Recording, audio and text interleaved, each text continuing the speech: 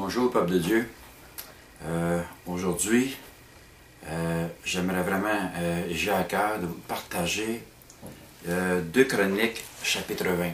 Il y a beaucoup de richesse, de profondeur dans ces écritures-là, qui va nous bénir, qui va nous édifier, nous fortifier. Et chacun de nous, à quelque part de notre vie, on vit dans un temps difficile. On est éprouvé, c'est une grosse montagne qui se présente devant nous, c'est des eaux tumultueuses, avec de grosses vagues, où on a l'impression qu'on peut se noyer, il y en a qui ont l'impression qu'ils vont en mourir, que ce soit par une maladie ou quelque chose qui vivent de très difficile. Et ce passage-là est très profond.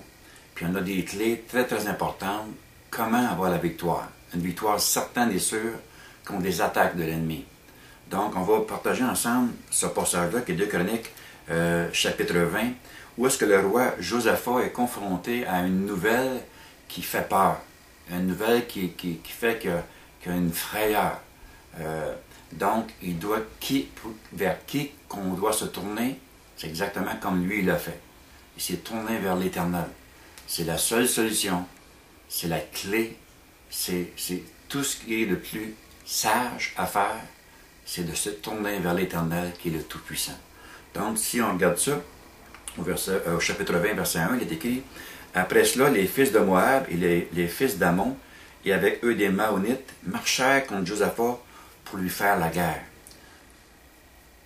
On vint en informer Josaphat en disant « Une multitude nombreuse s'avance contre toi depuis l'autre côté de la mer, depuis la Syrie, et ils sont à Hatsatson Tamar, des mots difficiles à prononcer, comme vous voyez, qui est en Guédi. Dans sa frayeur, Josaphat se disposait à l'Éternel, à chercher l'Éternel. Aussitôt, Josaphat s'est disposé à chercher l'Éternel. Ça, c'est une clé très importante, peuple de Dieu, pour chacun de nous. Aussitôt que l'épreuve vient, aussitôt qu'une montagne ou une mauvaise nouvelle nous vient, c'est tout de suite, c'est de se tourner vers l'Éternel, c'est de se disposer à chercher l'Éternel, c'est d'avoir un temps avec Dieu. Ça, c'est parfait. C'est qu'est-ce que c'est qu'on devrait faire chacun de nous. Et il publia un jeûne pour tout Juda. Juda se sembla pour invoquer l'Éternel. Et l'on vint de toutes les villes de Juda pour chercher l'Éternel. Donc, il y a quelque chose de groupement, il y a quelque chose, il y a eu une unité, une solidarité, je dirais, qui s'est faite en union, en accord, tous ensemble, pour la délivrance, pour la protection, pour le peuple, en cherchant Dieu. On s'est tous mis d'accord.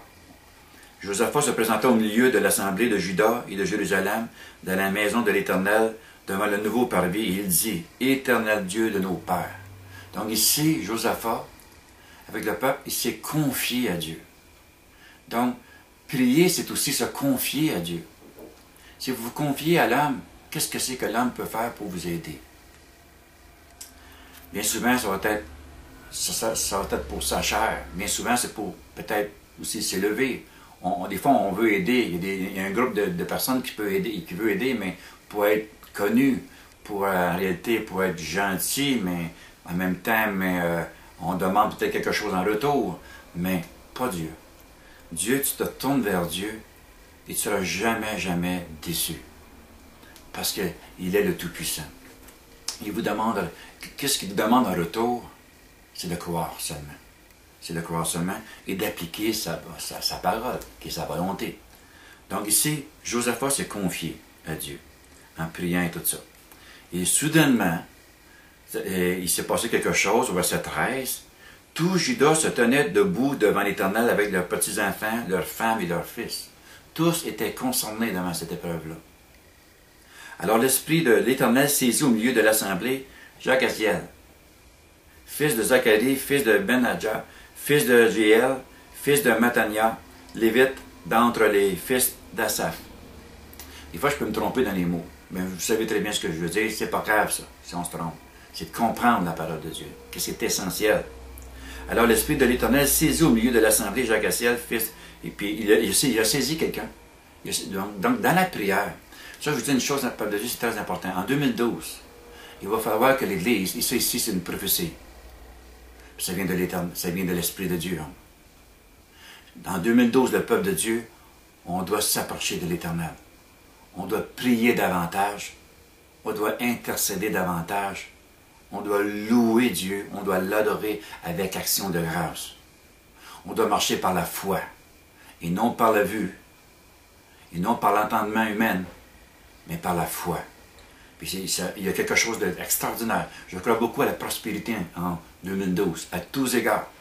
Parce que je crois qu'il y a un vent de rafraîchissement, il y a un vent où est-ce que l'Esprit de Dieu nous souffle à notre entendement qui nous dit d'intercéder davantage, de prier davantage, parce que je crois que la prière a été abandonnée beaucoup chez le peuple de Dieu. Et comme on doit revenir sur ce fondement-là de prière. Donc on doit mettre la parole de Dieu en pratique ainsi. Donc, on voit qu'il y a quelque chose qui s'est produit. Puis j'ai pris quelques petites notes ici parce que je sais que les enseignements sont quand même limités en fait de temps. Donc, je vois ici que de 5 à 12, le roi Josaphat se confie en l'Éternel. 13 à 17, Dieu répond par Jacques Assiel. Dieu a répondu à la prière. 18, il y a eu l'adoration, prosternation, reconnaissance de la part du peuple. 19, célébration du peuple. Voyez-vous, il y a une montagne qui s'en venait, mais ils ont eu tellement la foi, ils se sont mis à célébrer l'Éternel. 20, recommandation du roi Josaphat pour le peuple. 21, le roi mit en exécution le plan de Dieu. Puis on va lire ça ensemble pour terminer aujourd'hui. On va commencer ici au verset 20. Le lendemain, ils se mirent en marche de grand matin pour le désert de Tékoa.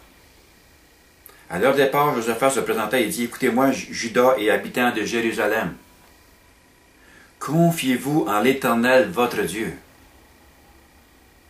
et vous serez affermis, fortifiés. Confiez-vous en ses prophètes et vous réussirez. » Puis d'accord avec le peuple, ils nommèrent des chantres, qui revêtus d'ornements sacrés et marchant devant l'armée, célébraient l'Éternel et disaient « Louez l'Éternel, car sa miséricorde dure à toujours. » Donc pour moi, les chantres représentent l'armée spirituelle de Dieu. Celle qui est mise en avant même de l'armée naturelle, mais l'armée spirituelle, elle est plus puissante. Puis il y a quelque chose qui se produit. Réglez bien ça. Au verset 22, au moment où l'on commençait les chants et les louanges, l'Éternel plaça une embuscade. Au moment où est-ce qu'on a mis la parole de Dieu en pratique, où est-ce qu'on a commencé à chanter des chants et les louanges de l'Éternel, ce qui était demandé de Dieu, aussitôt, Dieu a commencé à placer une embuscade contre l'ennemi. Donc, pour moi, quand je vois les chants, je vois la louange, l'adoration, l'obéissance à la volonté et à la parole de Dieu. Dieu a un plan, aussitôt, ça fait agir Dieu contre l'ennemi. Les chants, la reconnaissance, l'adoration et la louange, l'intercession et la prière est le fondement et la source du mouvement de Dieu, de l'action de Dieu pour la délivrance, la guérison, pour les miracles soient accordés, les prodiges vont se faire, vont se donner devant nous. Et on doit faire ceci. Dieu nous demande. Dieu ne nous demande pas d'avoir peur, d'avoir des doutes, d'avoir de la crainte. Je l'ai dit dernièrement, même si ce n'est pas tous qui croient à cela, mais Dieu ne peut pas travailler sur ce territoire-là. Car ce territoire, c'est des actions de l'ennemi, ça, les esprits de ténèbres. Mais Dieu demande de croire, d'avoir foi, d'avoir une assurance, de se confier en lui, de croire. Et Dieu va agir puissamment dans vos vies. Et le temps passe, mais j'aimerais vous parler davantage, probablement demain, si Dieu me le permet, si je peux me permettre en temps, pour continuer ça, parce qu'il y a de grandes richesses à voir là-dedans. Pour terminer aujourd'hui, je veux juste vous demander de méditer cela qu'on a partagé ensemble. C'est la clé du succès. Parce que je crois vraiment, je vais parler beaucoup d'intercession, de prière les prochains jours qui vont suivre. Je sais que chez moi, dans notre assemblée, et avant de commencer à faire les croisades, l'évangélisation un peu partout dans la province de Québec, qui est située au Canada, on va avoir des assemblées de prière. On va louer Dieu.